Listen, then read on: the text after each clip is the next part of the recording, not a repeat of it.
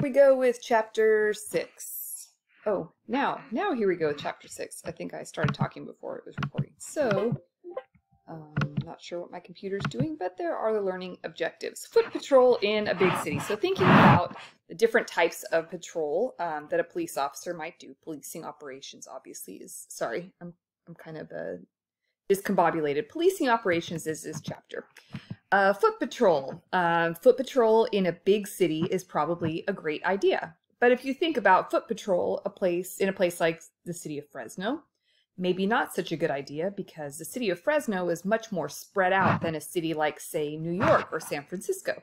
So there are different types of patrol that work better for different types of areas or cities.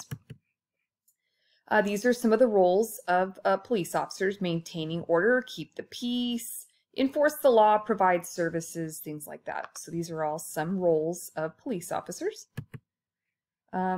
There is a happy police officer sitting in the car with their little bracelet on. Preventative patrol. This is typically when an officer is driving around, just kind of being seen. Now, of course, they're responding for calls for service too, but this is preventative patrol. There are different types of strategies for policing. Preventative patrol, that's when you're saturating an area with police officers so that people know the police are out and about, and hopefully seeing police out and about is going to keep people from, why don't I just quickly talk about these: preventative patrol, problem-oriented policing, community-oriented policing, and aggressive order maintenance. Okay, so preventative patrol, you've got officers out and about all over the place, and you're hoping that their presence alone is deterring people from committing crime. There was a study done in Kansas City where they broke the city down into 3 distinct types of patrol. One area, they flooded the area with police officers with preventative patrol. One area, they treated like normal. They had some areas, some officers patrolling, and then they had some officers responding just for calls for service. And then the third area, they had officers only responding for calls for service. There was no preventative patrol. So after they conducted their study, they wanted to find which area had the highest crime rates. They found that all 3 areas had basically the same levels of crime. So it didn't matter. Flooding the area with patrol officers or only responding for calls for service basically made no difference. So it's kind of hard to say that preventative patrol is effective, although I can tell you after working at a high school where there was a police officer on campus, the students knew when the officer wasn't there. Like, they knew his car wasn't out front, or even my probation clients. If I wasn't there, they knew my car wasn't there, and they were going to act up if I wasn't there, or if my police partner wasn't there that day. So I personally believe that preventative patrol is at least somewhat effective. But okay, problem-oriented policing. This is the concept of there being a significant problem in an area, and the officers focusing on that particular problem and eradicating that problem from the area. Let's consider Fresno for an example. Fresno's the biggest crime, well, not the biggest crime, okay, that's exaggerating, but one of the big problems in Fresno for many, many years, decades, I would say, has been vehicle theft. Fresno was the leader in vehicle theft in the state of California, and probably in the United States for quite some time. So they put together task forces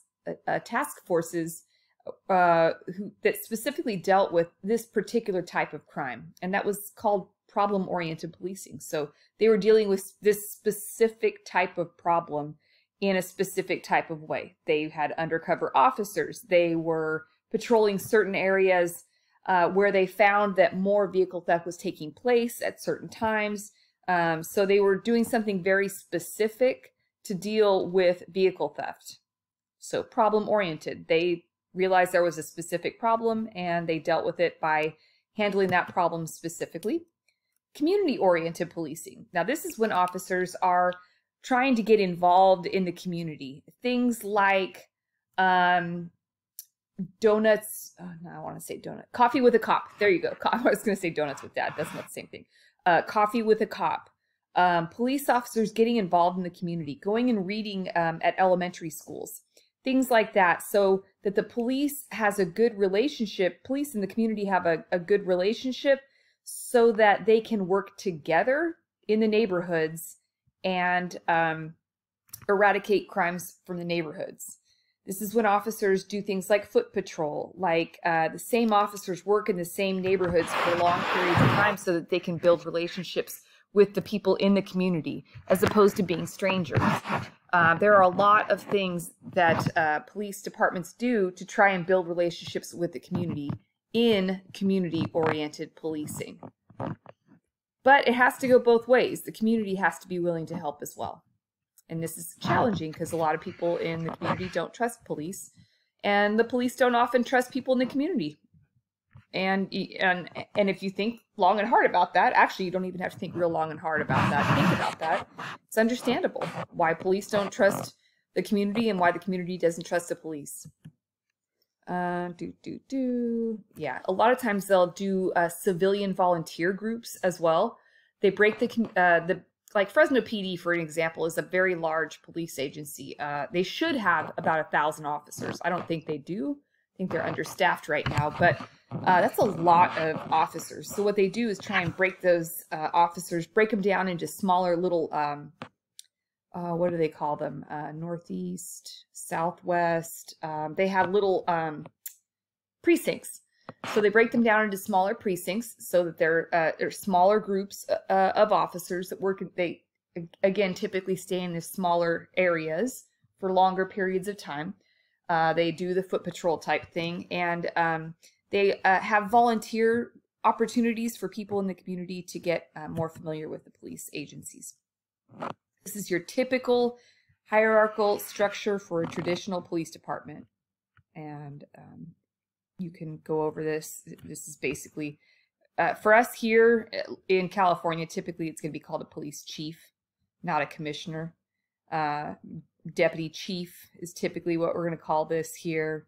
We have things like lieutenants, I think captain is first, captain, lieutenant, things like that. So it's kind of a military style. It is a very military style structure. Again, kind of another example. There's no concrete evidence that community policing reduces crime. So this is kind of a tough one. No matter how much work officers, agencies put into this, it doesn't always work. But volunteers in community policing do report higher confidence in the police. Law-abiding individuals seem to like the police.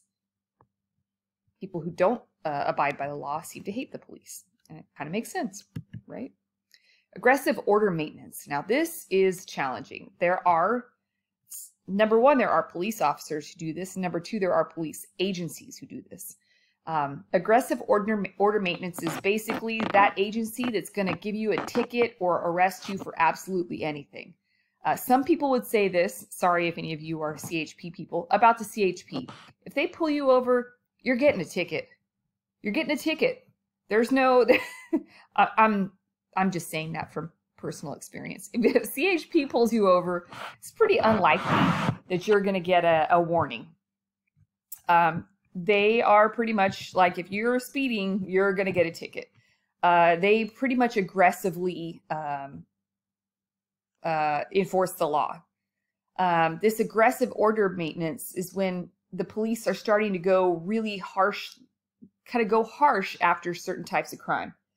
And it works in some instances to reduce that particular crime, but a lot of times what it does is have a negative impact on the relationship between the community and the people.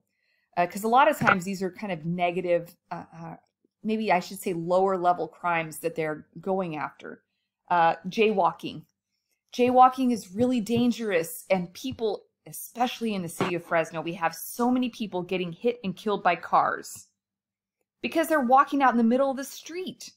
People do it all the time. Guaranteed, you have been driving down the street and somebody has walked out in front of you and you've almost hit and killed them. And you're frustrated, and then it's maddening. At the same time, you probably have jaywalked before too. what if you're the one who gets the ticket for jaywalking? And you're like, really, Fresno PD? Do you not have something better to do than give me a ticket for jaywalking, right? Aggressive order maintenance. Fresno PD gets a bunch of grief because people are walking out in the middle of the street and getting killed by cars. Why didn't Fresno PD give that person a jaywalking ticket? So they kind of can't win, the police officers. If they give you a ticket, you're a jerk because you haven't, don't you have something better to do? If they don't give people tickets, well, where's Fresno PD? How come they're letting all these people walk out in the middle of the streets? Make sense? Broken windows theory. This is something that was really kind of a popular thing back in the day when I got hired. That was like 25 years ago. But basically, it was the concept that people, once one person starts to let their house go in a neighborhood, then everybody else kind of starts to follow. The broken windows concept is like, if my window is broken in my front yard, or I start parking my car up on my grass and I don't mow my lawn and nothing in my front yard looks nice, then nobody else is going to start caring about it. And then the criminals are going to come in and they'll think, well, nobody cares about this place, so we're going to start tagging this neighborhood, and the neighborhood is slowly but surely going to start to go down. Yeah. Okay. Line support. Police officers who are responding to crime are typically patrol officers, line staff. They're the ones that are going to be the first responders. Okay, a rookie officer. You all know what a rookie is. The FNG. I'm not going to say what that means, but you probably know. Starting a new job as a police officer can be very overwhelming. An intensive learning process. Think not only about all the laws and all this, that, and the other. I mean, just the legal stuff in and of itself that you have to figure out, but think about how socially you have to figure out how to work with all these people and deal with all the craziness in the community that you're dealing with. You have to be careful, know when to call for backup, don't make rookie mistakes, don't be too nice to the people in the community, but don't be too mean. The fine line that a rookie officer has to follow is very tricky. Patrol officers are uniformed personnel who basically are going to be your first responders, the first ones to respond for service. They play a crucial role. They have to be alert at all times. They've got to locate the key parties. They got to figure out what the heck happened. When they get to a crime scene, they are responsible for figuring out what the heck just happened here. Was there even a crime? Who committed it? Who's the victim? Who's the suspect? Who are all the witnesses? How are we going to get to all the witnesses? It is absolutely imperative that a patrol officer knows what the heck is going on. And they also are very responsible for all the evidence. Crazy. Dispatchers. I was a dispatcher for a short period of time. That was the most difficult and stressful job I ever had. They are responsible for making sure that they know what the heck is going on out in the field and that they're sending the right officer to the right call and trying to keep their officers safe and making sure that, is this a prank call? Is this a real call? What is going on? If it was just a 911 hang up, should I send an officer out there? I mean, there's a million things that these poor dispatchers have to do too. Crazy. These are detectives at a crash scene, and they are trying to dig through and find crucial evidence. They are doing a follow-up investigation. So typically, like I said, a patrol officer is going to be the first one out there. And then somebody with probably some more experience, more specific to whatever the crime is. If it's like an explosion, maybe you're going to have somebody, maybe you're going to have a bomb expert, I don't know, an arson expert, whatever officer, a robbery expert. You're going to have a homicide detective go out. So the detectives will do more follow-up, and they have a more like a caseload, a group of cases that they work on, as opposed to patrol. They're just responding to whatever call comes in for service in their area on the time that they're working. Okay. Whew. All right. Traffic laws. Everybody loves this. It is the responsibility of the police to enforce traffic laws.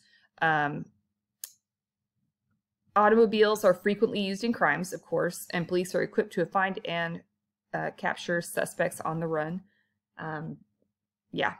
They are responsible for doing that. People get really mad, you know, again, don't you have anything better to do? That kind of stuff. Yeah, I'm gonna kind of skip that. Communications technology. It still baffles me that to this day that a lot of the radios that police officers use are so crappy, for lack of a better term. That I still feel like the technology of the officers' radios, it's still hard to understand, still hard to hear. They're big and clunky still to this day. So I don't understand. But computer-aided dispatch has definitely gotten a lot better over the years. But again, yeah, the radios, they're huge. I don't understand, but they do have a lot of things now like GPS and stuff in them. So they have emergency buttons, things like that. So, but yeah, communication technology, not the greatest. Still, blah, blah, blah. Custody, incarceration of persons either accused or convicted of a crime. Sometimes law enforcement officers will detain someone for a short period of time while they try and figure out, again, what the heck has just happened. There are times when officers come across the scene and they are not really sure. Number one, was a crime committed? Number two, who committed the crime? Who's the victim? Who's the suspect here? So in order to be able to figure out what has happened, a lot of times officers do need to briefly detain people. That might be just handcuff them and have them sit on the ground. It might be put them in the back of a patrol car. Things like that. So those are brief detentions. If they're going to be arrested, they're probably going to take them to a holding facility or a jail.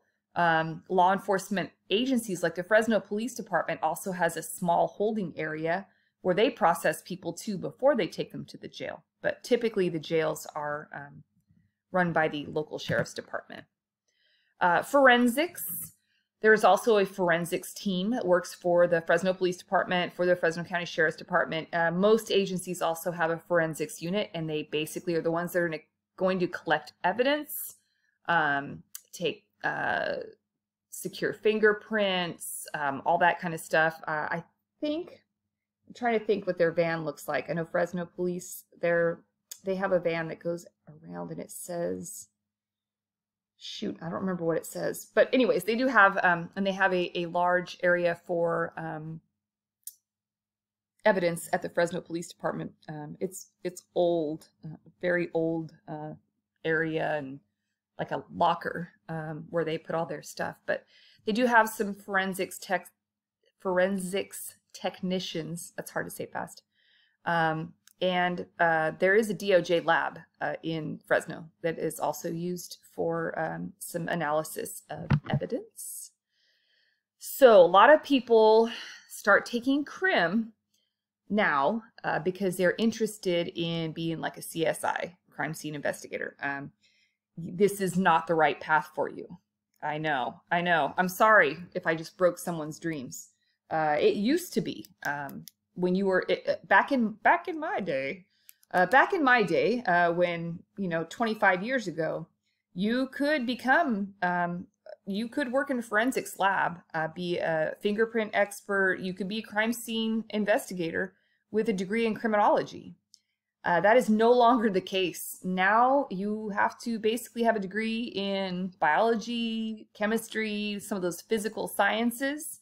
And probably a minor in something like criminology. Scientific technique is what they're looking for at this time for forensics. They're looking into DNA analysis and things like that. They're not looking for someone who can,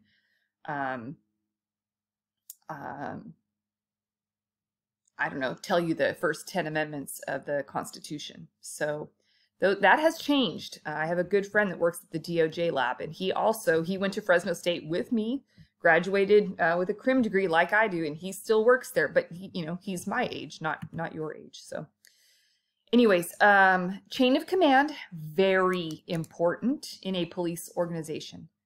Your boss is your boss. If you have an issue, you go to your boss. You don't go to the chief.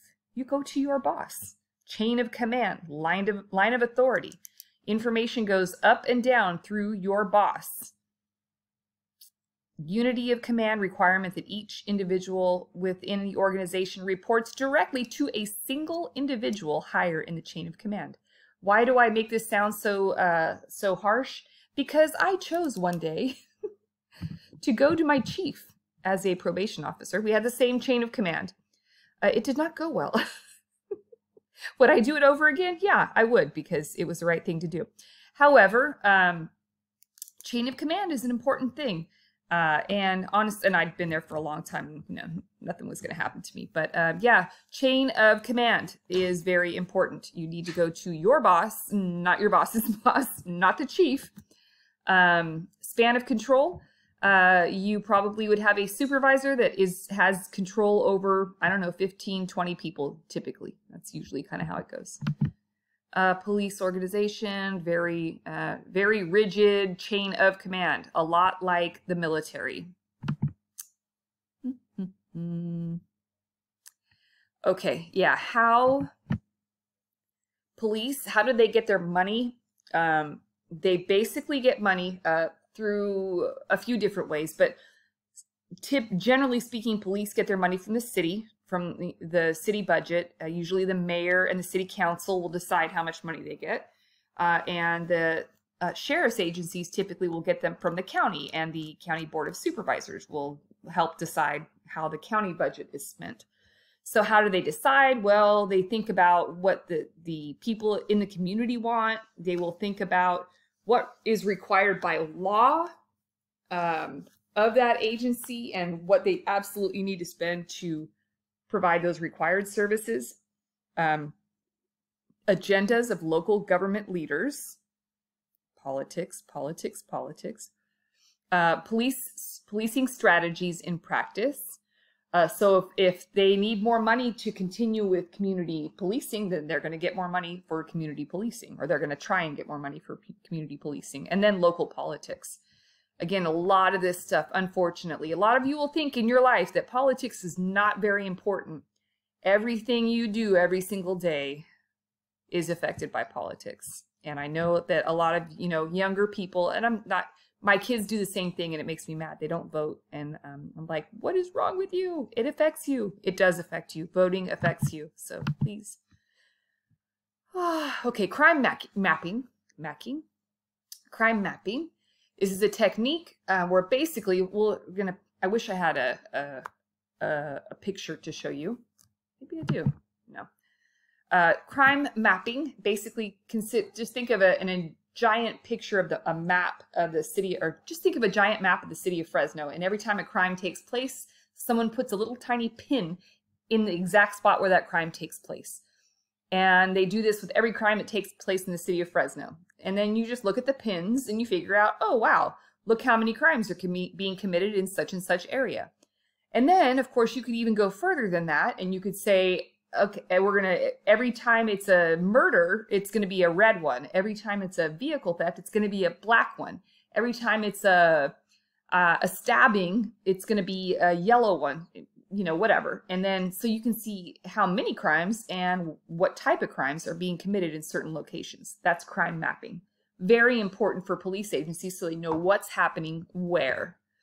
A hot spot would be considered an area where there's a lot of crime occurring.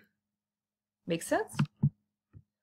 There's a lot of different new technology resources, like how are they analyzing this data? There are tons of new computer programs and systems and all that kind of stuff that police agencies are using. Something really interesting that Fresno PD has is that shot spotter, and that is a program. I don't even know what you would call it, but a program where the police are notified when shots are fired in certain areas of town. So before they even get a 911 call, they are on their way to respond to areas where the shot spotter has gone off. Police and public opinion, bad right now. Bad. Overall, United States residents are supportive of police, but there's a large difference in opinion that exists between whites and people of color. This is your book's phrase, not mine. The public generally believes that racial profiling is more common than police brutality. We are in a really rough spot. Let me say this. Police and their relationship with the community right now, really rough spot. And there are a lot of reasons for this. Some of this really has to do with bad behavior by police. Some of this has to do with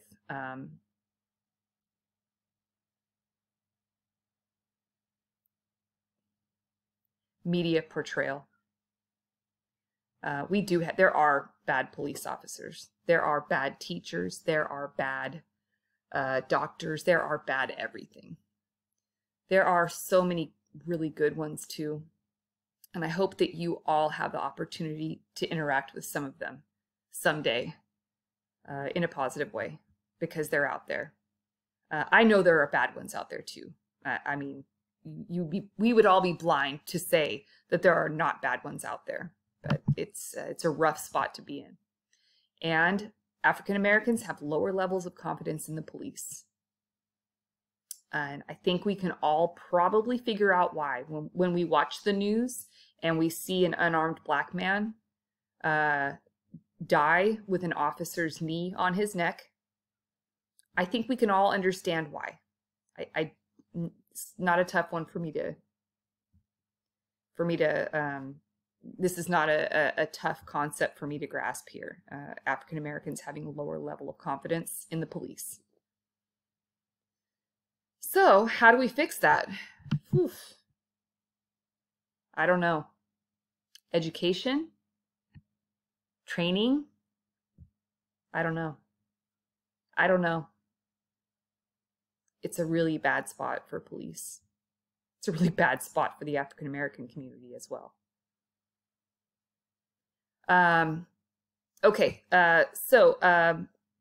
Police also have to deal with a diverse population. Older people, like, this poor little old lady. Old people, people with all kinds of disabilities, mental and physical, homeless, cultural differences, language barriers, rural communities, you name it. Elderly people are being abused a lot. Police obviously are investigating that. People with disabilities are being abused, and then trying to, police dealing with people with disabilities is very difficult because there's so many different types of disabilities in this world. Try figuring them all out and being able to be an expert at all of them. Officers need more training dealing with mentally ill people. But again, how? I mean, how could an officer be expected to adequately respond to a person's, what's the word I'm looking for? A mentally ill person's response, which could be all over the place. It's so very difficult, and it's so very sad, and I wish we had more mental health services. This is something that we really need to be fighting for. More services for mentally ill people, because they're ending up in jail where they don't belong. They're ending up in horrible positions with police where they don't belong. It's pretty horrific. Yeah, and being locked up and arrested by the police is not the place. Oh my gosh. Quiet mentals? Yeah, I did not write this. Sorry. We almost done here? Jeez Louise. Okay. Homeless, big significant issue that police officers have to deal with. A very tough spot to be in for police and homeless. Cultural differences, language barriers. Fresno has a lot of different types of cultures and languages. It's be very important to hire more people, more police officers that look like our community. And rural communities, we also have this. We have all of the above in Fresno. So Fresno police officers, Fresno County Sheriff's officers, all of the above. Whew. Okay, sorry. I know it was long. Sorry.